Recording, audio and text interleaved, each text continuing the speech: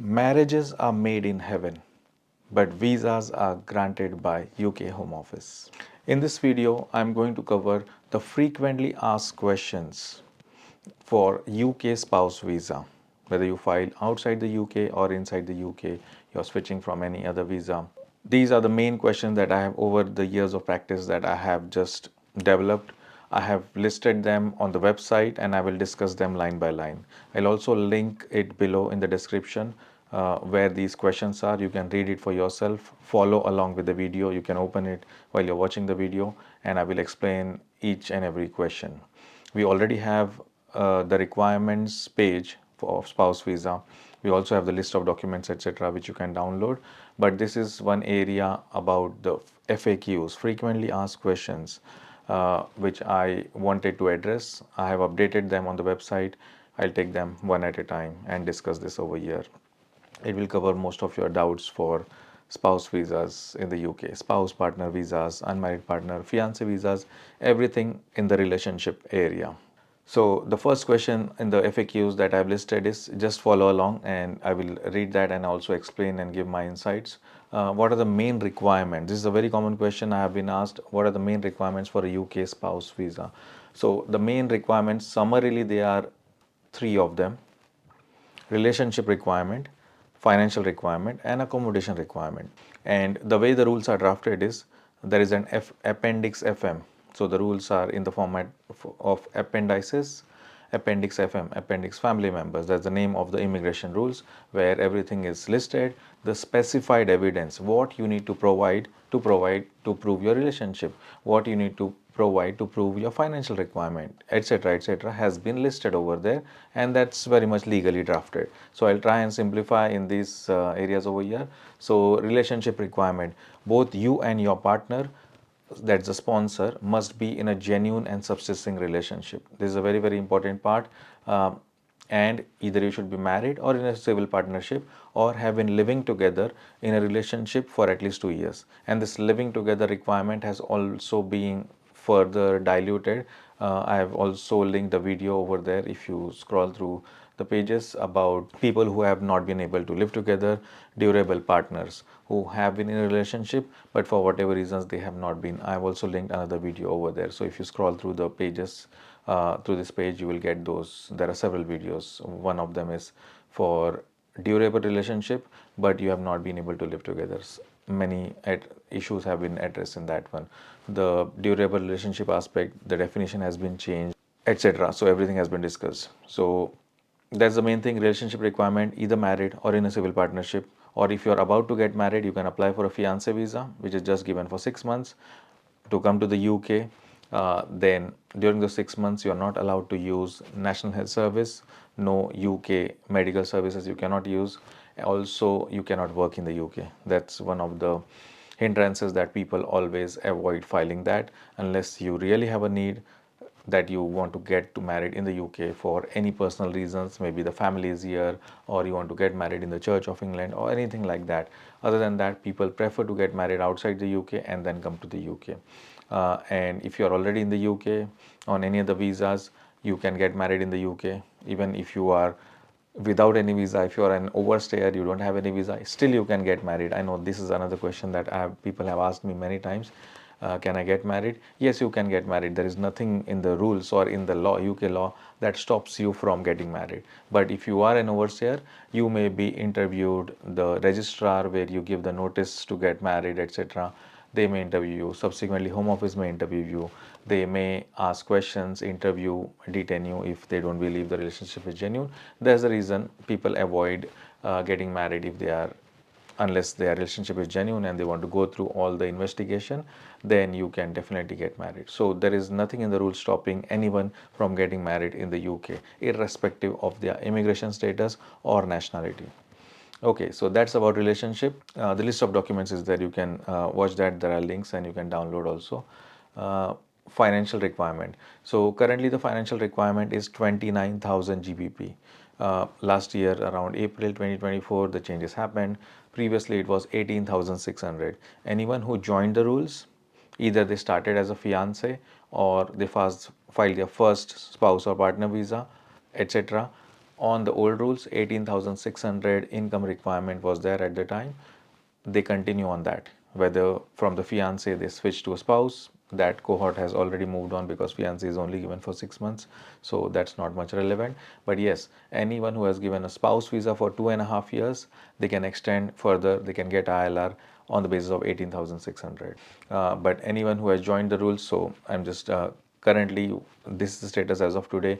If you are filing a partner visa, either a spouse visa, unmarried partner visa, or even a fiancé visa, the rule is 29,000 minimum income requirement. It should be UK income, or if it's outside income, there are different ways. There are a list of documents and all where you need outside UK proof plus future employment in the UK, contracts, etc. But mainly most of the people meet the requirement with UK income, or if people who are moving to the UK from other countries, the couple is already living outside, they usually try to meet the requirement with savings of 88,500 or higher, GBP 88,500 or higher, held in the UK or anywhere else in the world. Usually it is in cash format, at least for the last 6 months. So that is one way also where you can meet the financial requirement. So this is briefly about the financial requirement. There are many other ways how you can meet the requirement. I've also connected other videos on, when you go to the page, you will see other videos which explain how to meet the financial requirement, etc. The third aspect is accommodation requirement. You must have adequate accommodation for yourselves and any dependents. So if your partner is joining and along with them you also have children who are non-British or non-settled in the UK, then yeah, accordingly the accommodation should be sufficient for all of them without overcrowding. So these are the main three requirements: relationship, financial, and accommodation. Also, there is another video that I've linked where people always ask me, do you need accommodation reports? Also, there are many other companies who keep on emailing us lawyers also. I have seen so many times that refer your clients for these accommodation reports where you pay these, I don't know, they are estate agencies or some agents who give pictures or some reports of that accommodation. That is not required. I have seen those reports. As per the immigration rules, accommodation report is not required. They charge between 150 and 200 pounds. That what I saw, whatever the emails came to me. But so don't waste money on any accommodation reports. Immigration rules don't require it. You can download the list of documents. It will tell you what is required. Usually it is the tenancy agreement and the council tax bill, or land registry and council tax bill, something like that. Or if a relative is there, they give a letter and their right of living there, either a tenancy or ownership documents. In that way you can meet the requirements. You don't need the accommodation report. So there is another video that is explaining that has been linked. English language requirement. The applicant, if you are from a non-English speaking country, so there is a list of English speaking countries, example Australia, US, etc., etc. If you are from these countries, then you don't need to meet the English language requirement. You are exempt. However, if you are not from any of these English speaking countries, then you need to meet the English language requirement by either passing a test or you should have an equivalent degree. So that is summarily about the English language. Suitability requirement: you must not fall for refusal under the general grounds such as having a poor immigration history or serious criminal record. So that is the first FAQ that I have addressed briefly. What are the requirements? The second FAQ is, who is eligible to sponsor a spouse for a UK visa? Who can be a sponsor? So the sponsor can be a British citizen or an Irish citizen, a person who is settled in the UK under the EU settlement scheme, or pre-settled status holder, or a person with a refugee status or humanitarian protection, a person from EU, anywhere in the EU who holds pre-settled status. Yes, that's what I've covered, provided he started living before 1st January 2021. That's before the end of the transition period of Brexit. So all of these can be sponsors for a spouse or a partner visa. The third FAQ is, what is the minimum income requirement for a UK spouse visa in 2025? As of September 2025, as of today, the minimum income requirement you must meet to sponsor is GBP 29,000 per year. That is income. This amount is sufficient to sponsor the applicant and any dependent children which are not British. Previously, when the financial requirement was 18,600 before April 2024, at that time there was additional requirement per additional child that is applying together with the main applicant. But now Since it increased to 29,000, since then that then can be n number of children who are applying with the main applicant, 1 2 3 whatever that is. If there are any children applying, there is no additional financial requirement. It still stays at 29,000 GBP income per year. The next FAQ is, can I apply for a spouse visa if my partner is not working? Yes, it's possible. It is possible. While salaried employment is the most common way to meet, that's what I said before, to meet the financial requirement. It's not the only way. The Home Office allows you to use several other sources. One of them is cash savings, which is GBP 88,500 or higher, equivalent currency held anywhere in the world. If you're moving to the UK, that's the most common one that people use. It can be held in your account, applicant's account, or the sponsor's account, not anyone else's account. It has to be the applicant or the sponsor or jointly held in both of their accounts. It can be one account or several accounts. Yeah, so we've done many cases where people had several accounts. Sometimes they transferred from this account to that account. The important thing is the fund should be in your control or your partner's control or joint control for the last 6 months. Also, one important question that we usually get is, if usually people don't have this much amount in cash savings, so they may have it in the form of investments, etc. So let's say you have shares or any other format of investment. If you already bought that investment, shares, or even a property, let's say you held the property for more than 6 months and now recently you have sold it, yes, you have to show the proof that you held that investment or property for at least the last 6 months. The value of the property when you brought, or the share that you bought at the point before 6 months, was also over 88,500 or whatever you are trying to use, whatever amount, and it is also over that once you sell, and the fund should be transferred in a bank account. So before the date of application, investments can be sold and the funds transferred to your bank account, and that can be used to meet the financial requirement. But it cannot be just kept in the form of investments. The investments need to be liquidated to this amount, to at least GBP 88,500 equivalent, and the funds need to be transferred. And the funds, you don't have to give it to anyone. I know many times I have been asked this question during consultations, where we have to give it to the government or someone. No, it is your own money. You just show the government that you have enough funds to take care of yourself and the partner for the next 2.5 year period. There is a formula to calculate that 88,500. So 29,000 is the base amount of income. That income is multiplied by 2.5, which is the term of the visa that is granted, plus that whole amount, and 16,000 is added to that. 16,000 is the base minimum savings. If you have savings over 16,000, you cannot, that's how I understand it, you will not be eligible for any benefits, any public funds in the UK. So that's how they want to avoid people accessing public funds. That's the main goal of it. So you have sufficient funds to take care of yourself and your partner without depending on the public funds for the next 2.5 years. That's what you are trying to show. And the fund should be there continuously for the last 6 months. You have to provide the bank statements line by line. The caseworker checks. If we are representing, we usually also create an Excel sheet and explain them the minimum balances, etc., etc. So yes, that's what they do. Anytime the fund shouldn't be falling below this particular limit, 88,500. Other way of income requirement is pensions. Also, income from state, occupational or private pension can be counted. Non-employment income, this includes income from property rentals. Yes, rental property. Also, you can use dividends from shares, etc. A combination, you can often use a combination of different income sources. Example, part-time work plus cash savings to meet the threshold. So there are many combinations possible. You can do that. There is a video, there are two videos explaining how to meet it by savings, how to meet it by self-employment, what is the documentation required. There is another video that we have linked, so you can watch that also. So link to this FAQ that I'm going through is in the description of this video only, so you can click on that and follow along the video.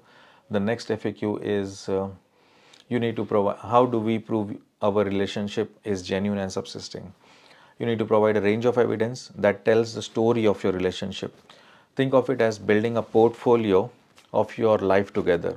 So the portfolio of your life, you have to present it in front of them. Strong evidences include, the first point to start is you need to write statements, letters of support. You write a statement, your partner writes a statement, or a joint statement, giving the whole history of the relationship since you all have met, when the relationship started, how long you have been living together, if not living together, why not living together, any evidences to corroborate that for work, for education, etc. So everything, basically you put your history of your relationship in front of them in the form of statement and other corroborating evidence. So the first one, if you are married or in civil partnership, a copy of that certificate, marriage certificate or civil partnership certificate. Communication records, a sample of messages, let's say WhatsApp, texts, call logs, emails spanning the relationship, at least covering last 2 years. So that's the focus always. You can cover more than 2 years.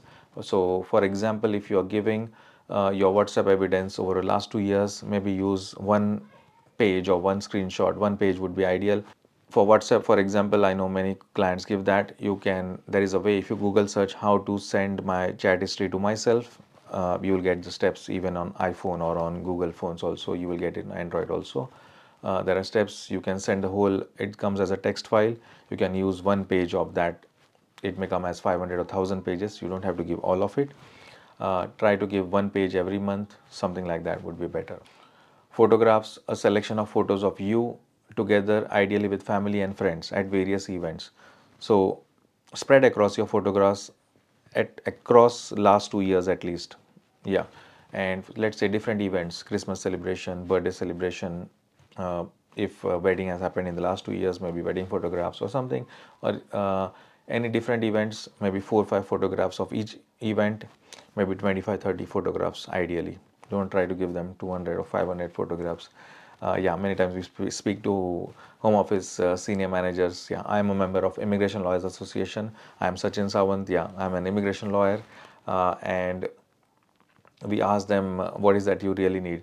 They always say that, oh, many times clients will just throw 500 pages of WhatsApp messages to us. We don't know what to do out of that, and no links, no connection, nothing. Obviously we have to ignore such evidence. We can't spend a whole day looking through all those WhatsApp messages. It doesn't make sense to us. Hence, if you are giving WhatsApp messages, also reference in your statement, joint statement or individual statement, sponsor applicant, saying please find attached WhatsApp messages, one page per month we have provided for important communication. Anything you can add. Also, the type of communication that they want to see is everyday communication. Another thing that they pointed out, home office senior managers, and when we ask them is usually we get WhatsApp messages that say, "Good morning, I love you," and in the evening we see another message saying, "Good night, I love you, bye bye." So what they say is that is not what we are looking for.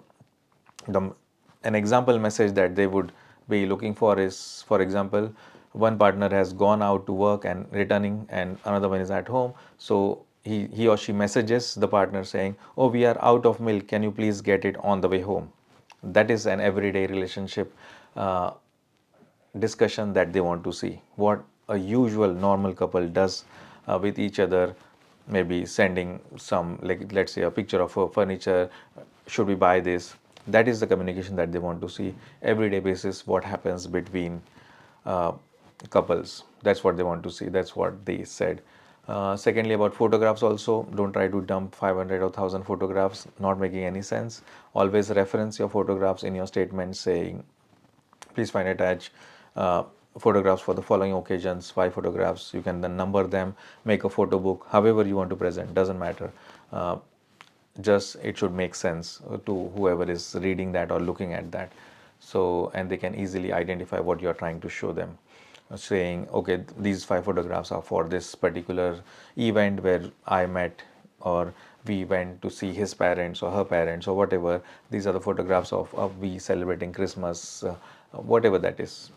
So reference them in the statements and give limited items, maybe 4 or 5 photographs per event, and 25-30 on an average of total photographs, not much. Cohabitation evidence. If you live together, if you have lived together, documents like joint tenancy agreements, utility bills in both names, or official letters to the same address. Many times I'm asked the question, sometimes people are just getting married. Let's say they get married yesterday and today we are filing.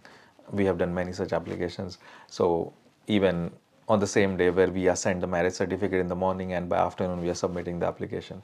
Sometimes time is of essence. So in that case, cohabitation may not be there for any reasons, sometimes religious reasons or any practical difficulties where couple may have not lived together before their marriage. But the way the rules apply is, when you submit the application, this is another question I have been asked many times. On the application, the questions are clear: where are going to both of you going to live together? Are you going to live together after I approve this application, after I give you this visa? The expectation as per the rules is yes, that should be the answer. I have seen refusals where people have said, no, we will still not be living together.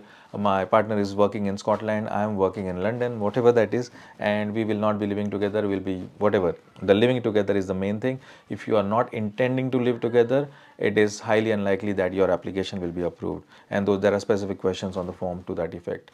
If you have any clarifications about that, please book a consultation with us. I will link it over in this title card, and also in the description you will find it, where you can ask me whatever questions about your particular situation and how to address it. Okay, so second part, if you have lived together, definitely show them joint tenancy agreements, utility bills, council tax bill, HMRC, GP letters, anything and everything that you can. That more examples are in the list of documents on the website. Financial commingling, evidence of shared financial responsibilities such as joint bank accounts, money transfers, etc. Statements, letters of support from friends and family who can vouch your relationship. On this front, yes, there is common. I've seen this many times, other lawyers or everyone saying that yes, you should, it is a requirement. Sometimes other lawyers may advise you to get affidavits and letters, make you spend a lot of money getting all these family support letters. I have specifically asked these questions to Home Office seniors, and we have asked to ILPA also many times. Every time they say letters from friends and family are low weight, they have very less weight. Okay, remember. So that is for you to decide whether you want to give it. Ideally, if you want to give it, maybe 2 or 3 letters from friends, 2 or 3 letters from family, not beyond that. Also, if you are getting into too much expenses doing affidavits and all from all these friends and family, don't waste your money doing all that stuff. Even a simple letter signed by them with a copy of their identification is more than enough. That is enough, sufficient evidence in UK immigration rule. Next question I have on the FAQs is, do we need to be married to apply for a spouse visa? So if you want to apply for a spouse visa, the partner visa is the main name category. If you want to apply for a partner visa, no, you don't have to be married. But one of the options is, yes, you can apply for the spouse visa, which is under the partner visa category, if you are legally married. However, or civil partnership is registered, that is also equivalent to being married. But if you are unmarried, you don't have to be married to apply for any partner visas. Unmarried partners, you are in a serious relationship and have been living together continuously for at least 2 years. That was the old requirements. If you have that, show cohabitation for last 2 years, and that will help you with relationship in a way that is similar to marriage. You must provide strong evidence of cohabitation, such as joint bills, tenancy agreements, etc., covering last 2 years.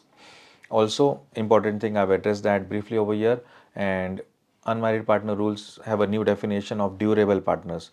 So that is explained, where you don't have cohabitation evidence for whatever reason, you have not been able to live together, you have other evidence of traveling together, e-tickets, etc., etc. That also can be used to prove genuine relationship. Cohabitation has been taken out. It was a strict requirement before, but it has been taken out now. You need to show your relationship has been durable for the last 2 years. Yeah. What are the English language requirements? Next FAQ is for spouse visa. So briefly, for your spouse visa, if you are meeting it by the English language requirement, A1 level English is required when you're filing it from outside the UK or for the first time within UK. When you're extending your spouse visa after the 2.5 years, you need A2 English language requirement. And after 5 years, so 2.5 years of first visa, then extension of 2.5 years, total 5 years. In the last 28 days of the 5 years, you can apply for indefinite leave to remain. When you apply for ILR, indefinite leave to remain, you need B1 level of English, B1. So if your English is good enough, many times I've advised this and I've saved money for many clients. People don't know these rules, so just to clarify, if your English is good enough, that B1 level is basic. If you can speak normal English, many times I'm talking in a consultation and people ask me which English should I give. Just by talking to them for 5 minutes, I know that they can pass B1. I clearly tell them, go and give the B1, you will pass it. just go and watch some videos about B1 English test, how it is done on YouTube. Just Google search on YouTube, and you will see how it is done, a trial and all. They show that, and I think you should be fine. So many times by speaking to clients also, I can tell them like you will pass that. So it's just a 10 minutes speaking and listening. It's not reading and writing, remember. For the spouse visa, partner visa, all the family related visas, family root area, fiance visa, etc., you only need speaking and listening. So that's it, not much.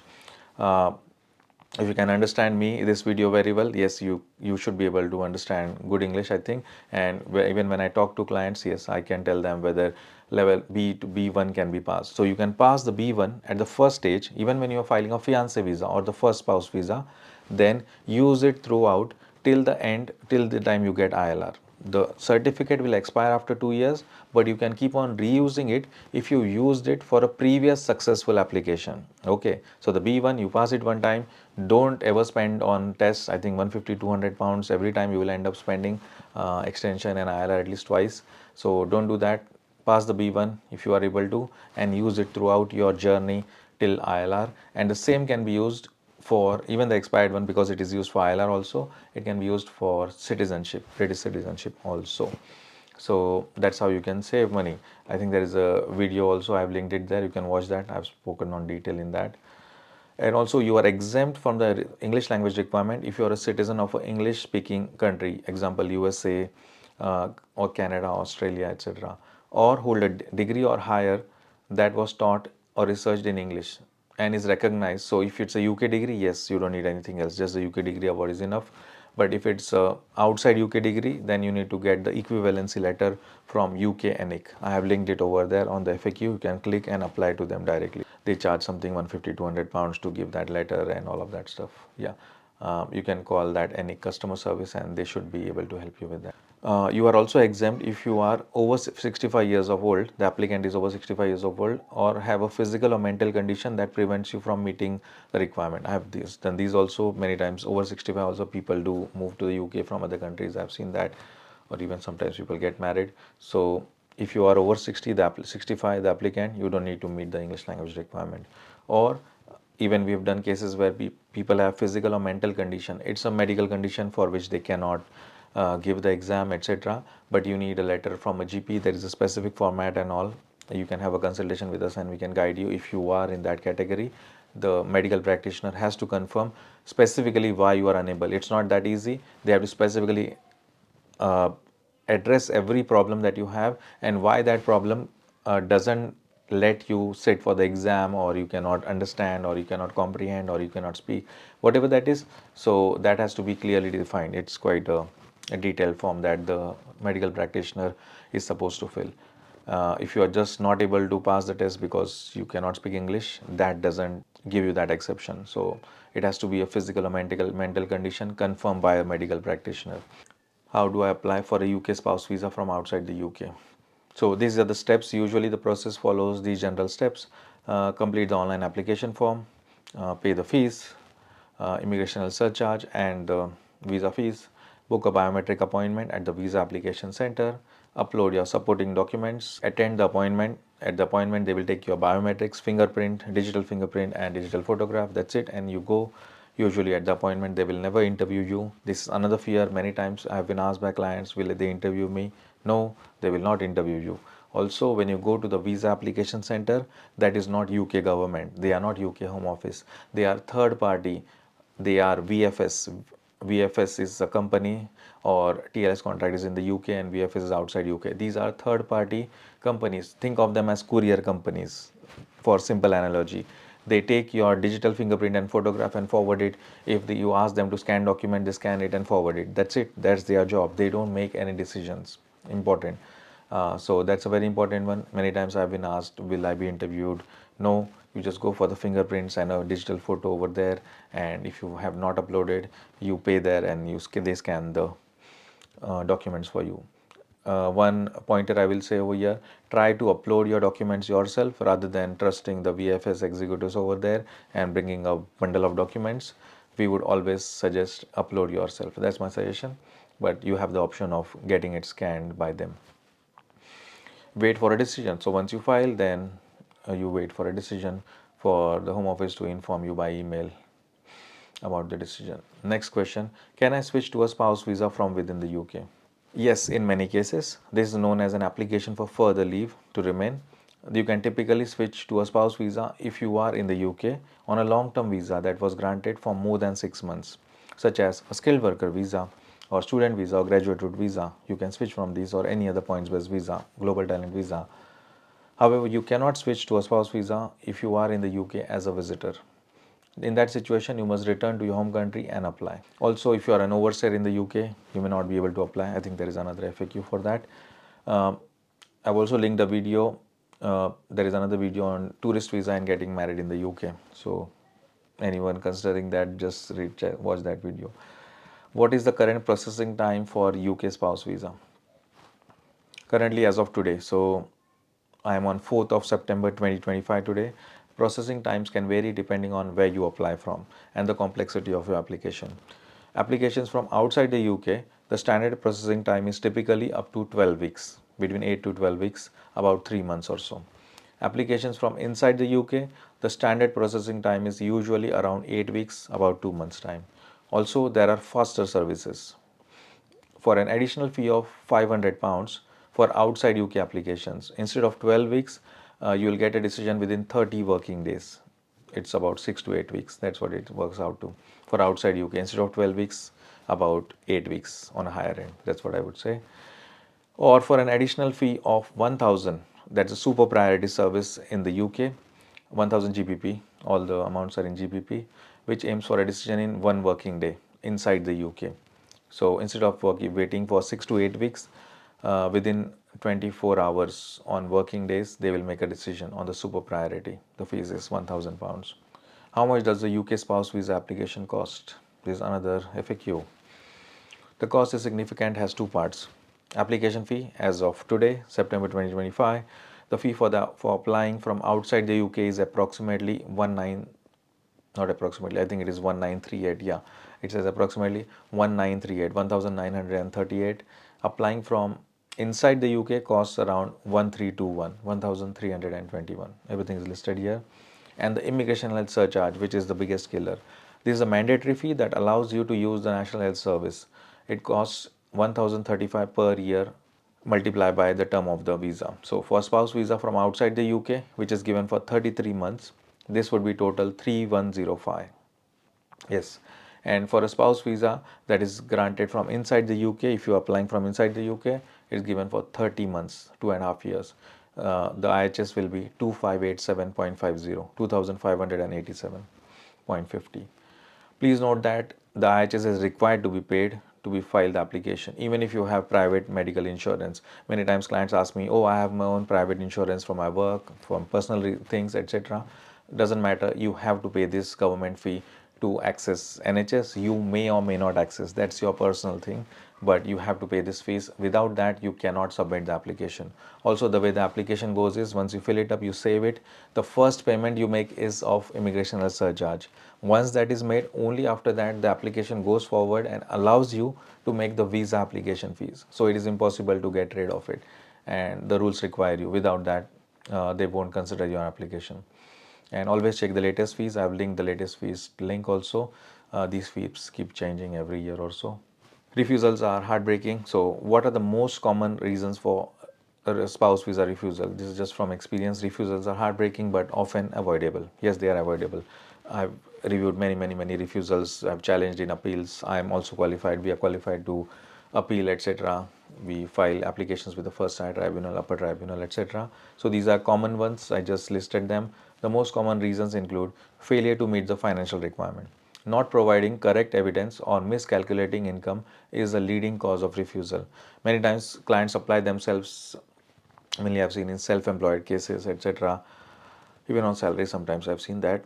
Not providing the correct evidence. As I said, the immigration rules are in the Appendix FM, Appendix Finance Family Members.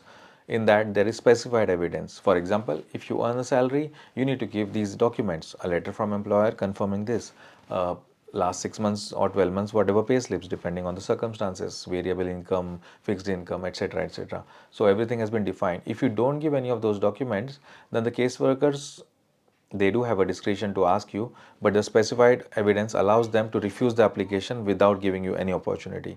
And some caseworkers do write back, but I have not seen much on specified evidence.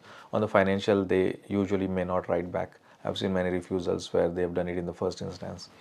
Yeah, so they do have the discretion, but I think they don't unless it's just a very small thing. That's one. Failure to meet the financial requirement, very important one. Second one, insufficient evidence of a genuine relationship. The Home Office was not convinced that the relationship is real and subsisting. Yeah, so it happens many times when people are unmarried, or even when they are married but not living together, or any other complications are there. Home Office will refuse the application if they don't believe the relationship is genuine. Even cases, as I said before, on the application form, they ask you after this application, after this visa is granted, are you going to stay together? Sometimes people answer, no, we are not going to stay together. One is working in Scotland, another one is working in London, we are not. So I have seen such refusals also. If you have all these complicated scenarios, please book a consultation with me. I'll link it here in the title tag possibly, and definitely in the description for the paid consultation.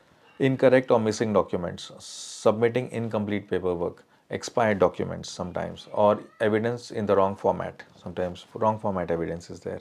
Failing the suitability requirements, for example, not disclosing a criminal conviction.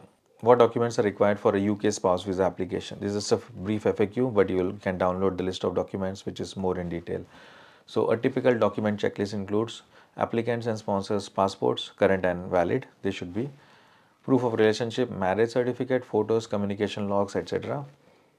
Financial evidence, pay slips, usually last 6 months, bank statements, a letter from employer confirming the details, accommodation proof, tenancy agreement, land registry title, a letter from the property owner confirming that you can live there and the partner can live there and the children can live there if they are being sponsored.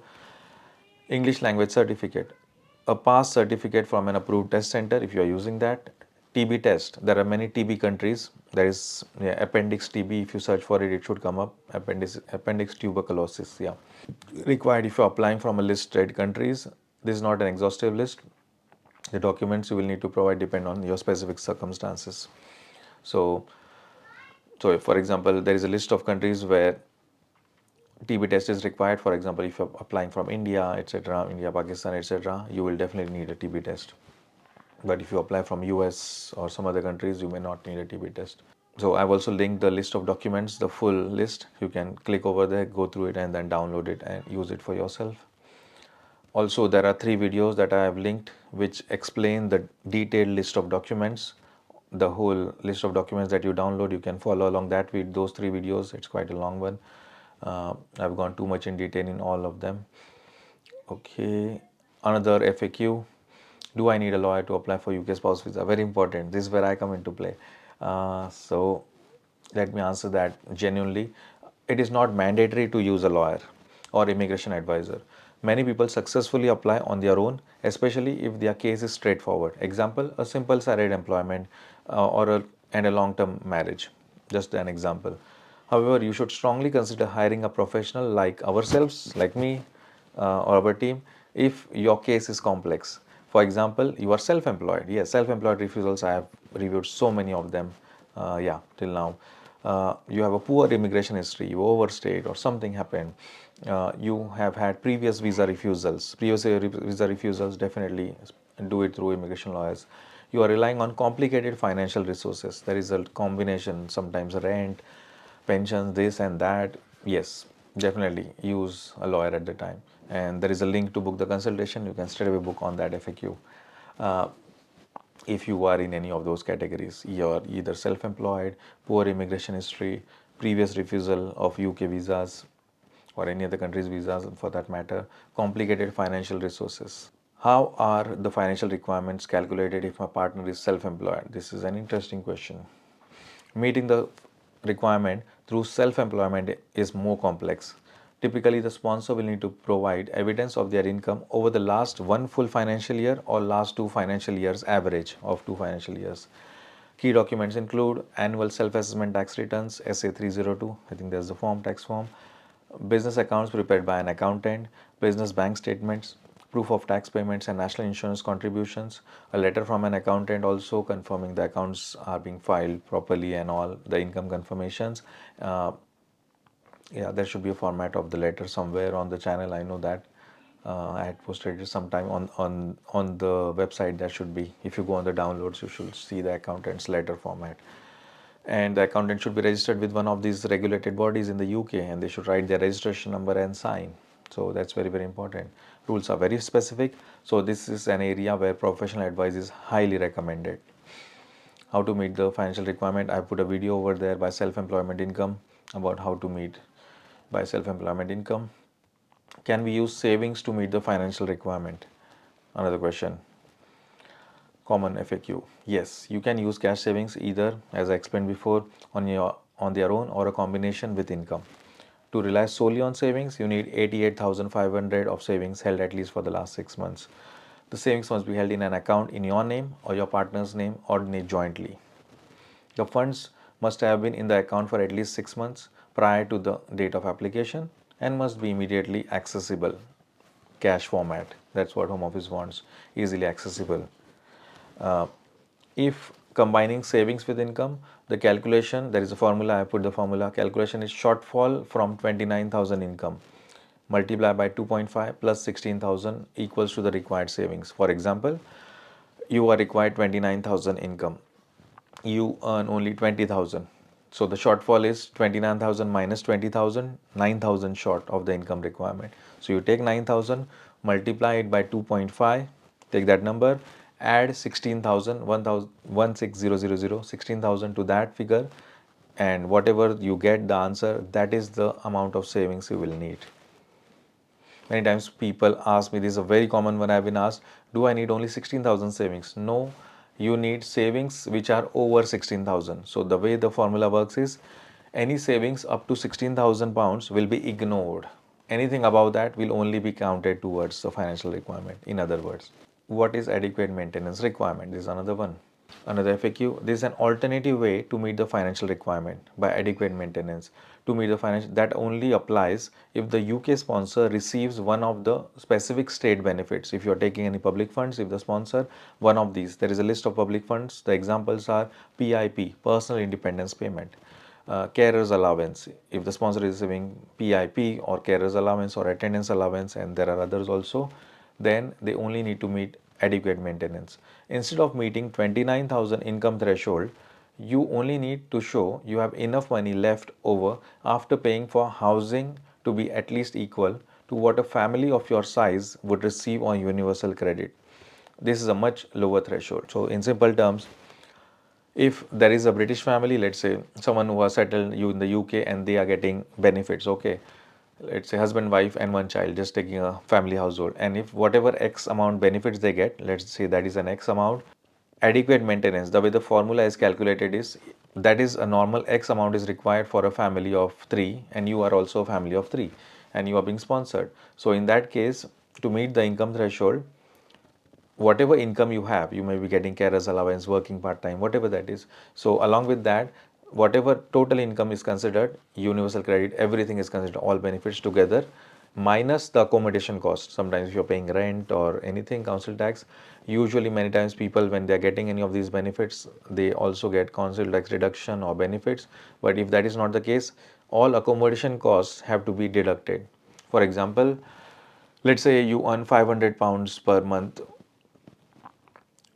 let's say 900 pounds per month out of all the benefits and also your part-time work, and your housing expenses, council tax and rent and all is 200 pounds. So out of 900, you minus 200, 700 is left. So if this 700 is more than that X amount to maintain a family of a unit of 3 people, and you are the same 3 people, in a simple example I'm just taking, then yes, you are meeting the requirement. So the government should not be required to give you benefits. That is the goal behind it. So the amount should be, the net amount you have after accommodation cost should be more than a benefits given to a family unit of similar size.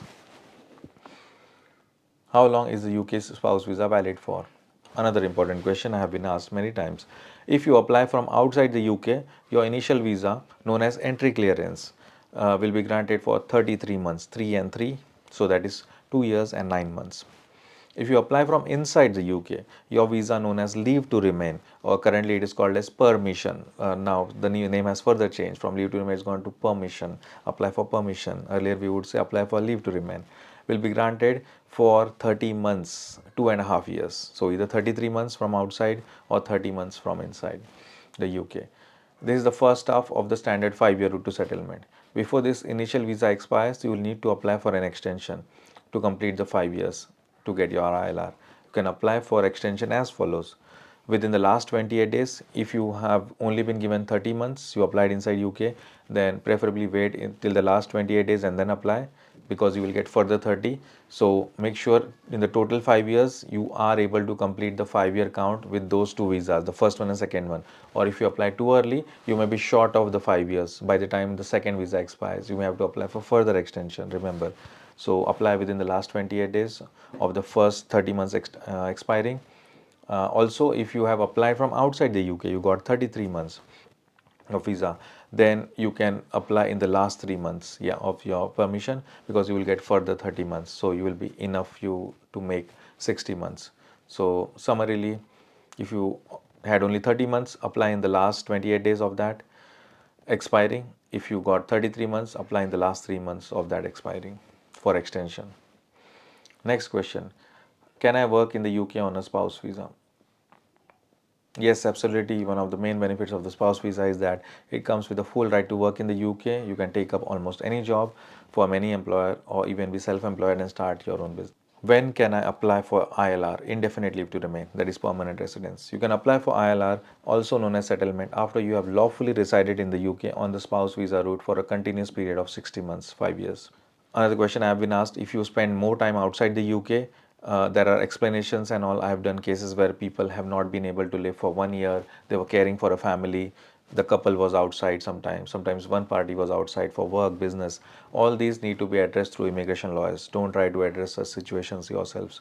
It becomes complex and they may refuse the application. But yes, there are scenarios where people have not been able to live in the UK for the whole 60 months period. Depending on the circumstances and the evidence, we can advise you how to address that situation, or you may need further extension. Uh, Usually not, but yeah, there is always a way to usually address any issues around that. The earliest you can apply for ILR is within 28 days of completing the 5 years, the 60 month. You can apply in the 60th month in the last 28 days. To be eligible for ILR, you'll need to meet all the requirements. Again, the same thing that I said: relationship, financial, accommodation. Along with that, you need to also pass life in the UK test. There is a link over there. You can click and book the test, and the English language test, as I discussed before, at B1, or if you meet it in any other way. What happens if my relationship breaks down while I'm on a spouse visa? If your relationship with your sponsoring partner ends, you are required to inform the Home Office of this change. In circumstances, there is a form, Google search for it and you should find it. Your visa is dependent on the relationship. The Home Office will likely take action to curtail, shorten your visa, giving you limited period of about 60 days to either leave the UK or apply for a different visa if you are eligible in any other category. An important exception exists for those whose relationships have broken down permanently as a result of domestic violence. In such cases, you may be able to apply for ILR immediately under the domestic violence route with any evidence of domestic violence. Can I bring my children to the UK on a spouse visa? Yes, you can bring your dependent children to the UK with you. This is another question I get usually. Provided they are under 18 years of age, they will need to make their own separate applications. Along with you, you can file theirs, but separate applications are filed. You will need to prove you have sole responsibility or with for them, or have the permission of the other parent to bring them to the UK. This is a common question I have asked. It is a very circumstance specific, case specific answer, where the other party is giving permission but they sometimes have joint responsibility. It's a complicated area to be addressed. Always speak to lawyers, book a consultation with me. Link will be down in the description and maybe in the card here. Each child will have their own application fee. Will also need to pay the immigration health surcharge. For children, there is a slight discount for the immigration health surcharge. So just to point that out. And I have 3 more FAQs to go. What happens if I have criminal record? Having a criminal record can impact your application under the suitability grounds. You must declare all convictions. no matter how old or how minor. It can be a caution, it can be a fine, whatever, just disclose it. If it doesn't fall under the rules for refusal, it will not affect you. And many times people ask me, oh, I have this fine, I have this speeding ticket, I have this driving without insurance ticket, or whatever fine I got, or whatever thing. Should I disclose? It's always good. Disclose. Extra information is always good. Hiding will not help you. They will anyways find it. So rather disclose it. If it affects, it will affect. And if you want to take advice whether it will affect or not, or how to address it, sometimes mitigating circumstances are there. In that case, speak to me. Book a consultation. Link will be in the description. Uh, can I apply for a spouse visa? So this is a very important one on the conviction. A conviction that resulted in a prison sentence of 12 months or more will usually lead to refusal, but can be challenged in an appeal depending on the facts of the case. Yeah. Lesser sentences or non-custodial sentences, just a fine, whatever, community service, etc., etc., may not lead to refusal, but will be scrutinized by the Home Office. Failing to disclose a conviction is seen as a deception. That's very important. That's why I said over disclosure is fine, but don't deceive, don't try to hide. Will almost certainly lead to a refusal. It's more a personal thing. I know people don't want to talk about their challenges of life, but it's always good to come clean in these applications. If small things don't hurt you, they are fine. From experience, I've seen that. But every time, just over disclose rather than under disclosing things will almost certainly lead to refusal. So if you don't disclose, deception will lead to refusal because you didn't let them know, even if it's a small thing. And a potential ban on reapplying. All those weird problems will come into play. Second last FAQ is on the website. Yeah. Can I apply for spouse visa if I've overstayed my previous visa? Very important when I've been asked. Applying for a spouse visa from within UK after your previous leave or permission has expired, known as overstaying. So this is called as overstaying, and applying is extremely difficult and usually leads to refusals. There are very few exceptions, such as if you have a child together with your partner and the child is a British citizen, or the child is settled in the UK, or the child has some sort of permission under the private life or family life or human rights area, then you may be able to. So if a child is in picture, if you are an overstayer, your best course of action is to leave the UK and apply from your home country. There is no re-entry ban on the family route applications, on spouse visa applications, partner visa applications, or fiance visa. There is no automatic ban because of overstay. You may have overstayed for 5 years. I have done applications where applicants have overstayed for 7 years and 10 years, and after that they got married here, or they went back, they got married outside UK, and then they came to the UK successfully. Applications were granted. That's perfectly fine. Many times, I know this is another personal thing where people don't want to leave the UK. They are fearful that they may not be allowed, etc. But it's always good practice to apply from outside UK if you have overstayed and you don't have any relevant children on which you can apply for the parent exception and apply within UK. So there is no re-entry ban on the family route area, irrespective of how long you have overstayed. As I said, I have done people who have overstayed even for 14 years, I remember 10 years and all. However, this is a very serious situation that requires urgent specialist advice. If you have overstayed, speak to an immigration lawyer, book a consultation with me, link in the description. Okay. What are the accommodation requirements for a UK spouse visa? You must show that you will have a place to live that is adequate. This means it will not be overcrowded according to the UK law. UK law has specific restrictions. In one room only specific number of people can stay and all of that. So important thing. Yeah, if you have specific questions, book a consultation and you can discuss with me and I will answer your specific questions. The property is owned and occupied exclusively by your family unit. This means you can't rely on sleeping in a living room at a friend's house. You should at least have one bedroom for your exclusive use if you are living in a shared accommodation. Shared accommodation is allowed. I have done many applications where the couple only had one room, for example, this one room, and that one bedroom that they have, and everything else is shared area. Toilets, bathrooms, and kitchen, everything is shared. That's fine. It's fine. Everyone has their own situation. So you should have your own independent bedroom at least. That is a minimum requirement. If you are living in a shared accommodation, it must be obtained without recourse to public funds. You should be paying rent for that. Evidence can include tenancy agreement, a letter from family or friends who own their home confirming you can live, along with their mortgage statement or land registry title showing they are the owners. And about there is another the video don't waste your money on accommodation reports. I will also refer here. So there is a video, watch. Don't waste your 150 200 pounds on getting those accommodation reports. Rather book our consultation and get advice across the whole application. So that's my suggestion. So this is all I have addressed. The link of all these FAQs is in the description. When you're watching the video, open it on the side. This video will make more sense to you. So that's what my suggestion is. And if you do, yes, another video I will just link over here. I'll link the accommodation report saving one. Yeah, don't waste your money on accommodation reports here, over here. So you can get that over here as well. And if you did, like, to subscribe and subscribe to the channel and watch other videos which have, there are a lot of resources on this channel. Thank you very much.